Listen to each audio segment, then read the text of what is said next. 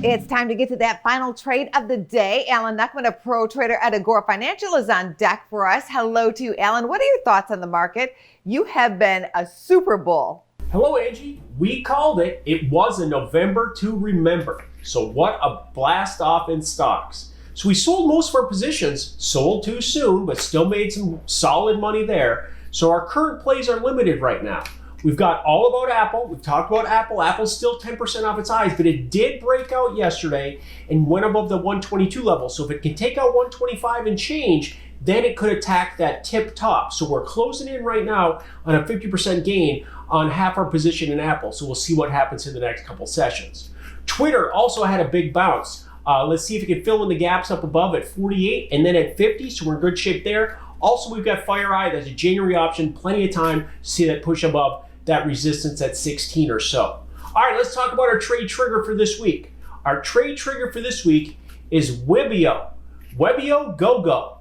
Go, go, go. Because we made some money in this just in the last couple of weeks, last couple of months as well. So it's come back to its breakout point. This is a stock that's traded between 30 and 40 for 6 months plus. That target's 50 on the upside. It's come back down to that 40 level. Now, it's still unchanged in the last 52 weeks, whereas you compare it to the NDX, you compare it to the tech sector, which is up more than 40%. So it's a good value here, and I like that chart in that bottom base coming back to that 40. So we're leaning on that 40, buying a January $40 call. It's $75 more expensive than the December play.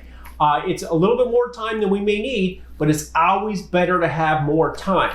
Let's remember that this stock is 15% off its January highs and coming back to that support point, which was the previous top. Now we'll lean on that as a floor down below. Leave us with your trading day takeaways. Well, first off, these are all a nice plan coming together, just like the A-team used to say. So it's a bullish boom here in the marketplace. Number one, the dollar index dive, new 2-year lows. We talked about that being a catalyst. That's worked out well. Let's see how much further it can push below 92.